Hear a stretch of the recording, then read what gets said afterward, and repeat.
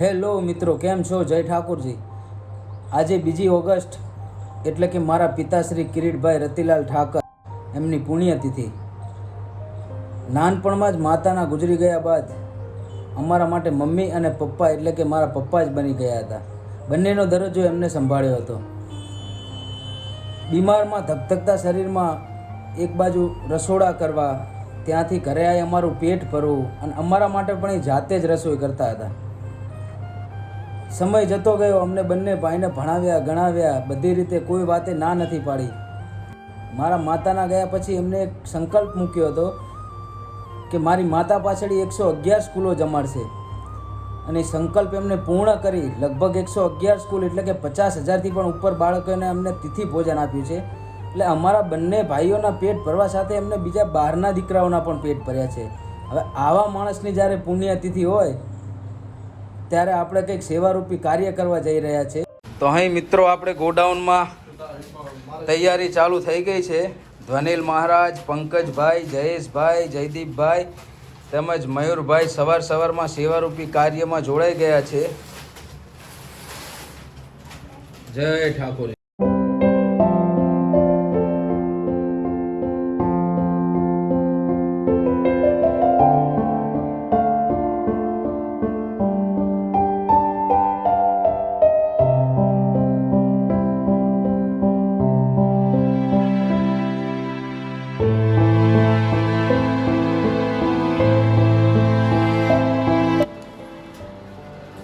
આજે અમારે આજુબાજુના બધા ગામડામાં દેવા જવા.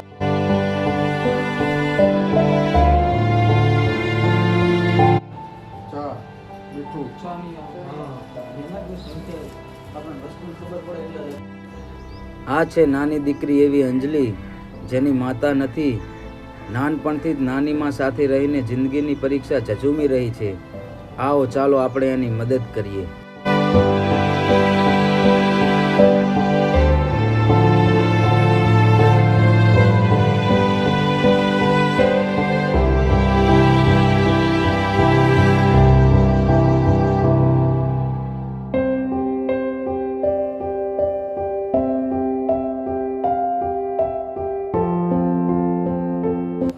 સંખેશ્વર રહેતા બાળકો જેઓને માતા પિતા નથી અને બા દાદા સાથે રહે છે.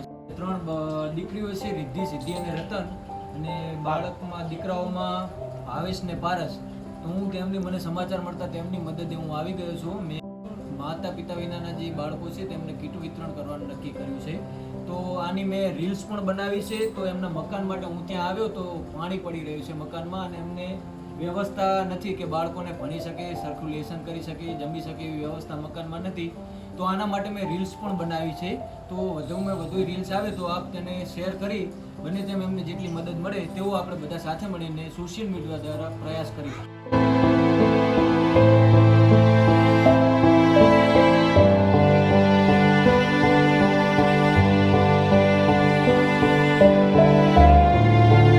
ફાઇનલી મિત્રો, અત્યારે સંખેશ્વર ગામમાં જે બાળકોના માતા પિતા નથી એટલે કે નિરાધાર છે, એ બાળકોના નિવાસ સ્થાને જઈ અમે એમને જીવન જરૂરિયાત વસ્તુ અને કરિયાણા કીટનું વિતરણ કર્યું.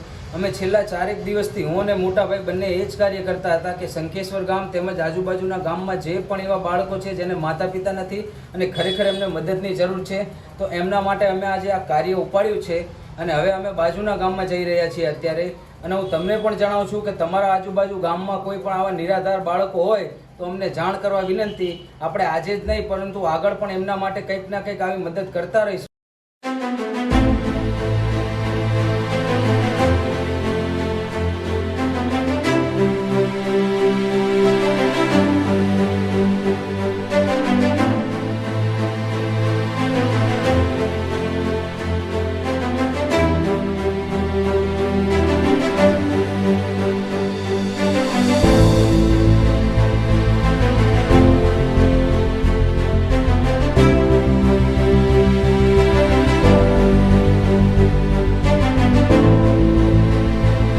સિત્તેર વર્ષની ઉંમરે પુત્રના મૃત્યુ બાદ પૌત્રને ફૂલની જેમ રાખવા કંઈ સહેલું છે?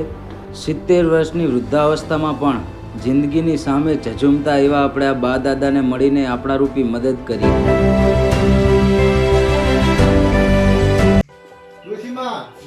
તમને સીધું અપાયા સંકેશ્વર થી અમારા મારા માટે જેને કઈ આશરો ના હોય ને એમના માટે 3 કિલો ખીચડી કેટલા દાડા ચાલે?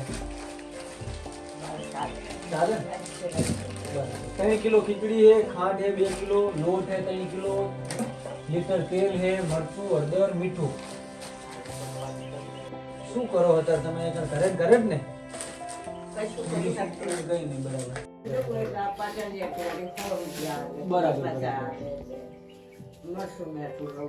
કઈ વાંધો નહીં. રણજીત ને કહેવાનું કઈ જરૂર હોય તો, કઈ જરૂર હોય તો આ ભાઈને કહી દેવાનું. બરાબર. તમ તાર ગમે એ કઈ તકલીફ પડે ને તો બરાબર. ચા નહીં.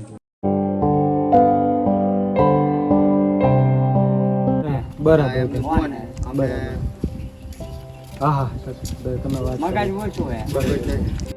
આપણે આપી દઈએ. બીજું તમને જરૂર હોય તો કહેવાનું તમારે. ખવડાવ પીવડાવ રરે કોઈ છે ને બરાબર. ના રી કર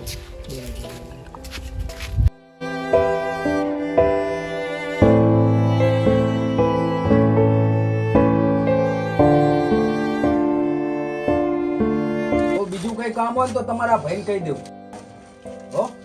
એટલે ડાયરેક્ટ મને ફોન કરશે અમને, એટલે અમે ગમે તે આપણે થતું તમારી મદદ કરશું એમ. ચલો, જય માતાજી.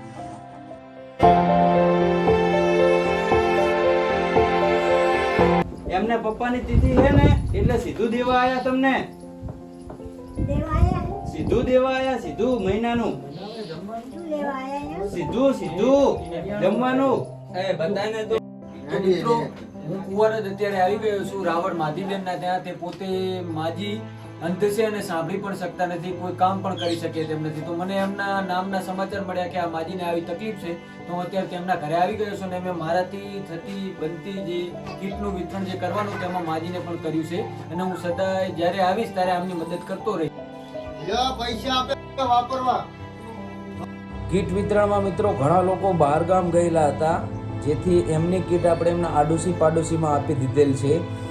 અને બીજું કે આ વ્લોગ માટે દરેક ક્લિપ મૂકવી એવું શક્ય નહીં બને, કેમ કે નહીં તો વિડીયો લાંબો થઈ જશે. એટલે જે વધારે 5-7 જેવા નાજુક કેસ છે ને, જેની પરિસ્થિતિ વધારે નબળી છે ને, એઓને હું આ વ્લોગમાં દર્શાવીશ, જેથી તેમને પૂરતી મદદ મળી રહે. શું નામ તમારું? અને કેવી મજા આવી આજે? અને આજે શું શીખ્યા? આજે તમે શું કાર્ય કર્યું?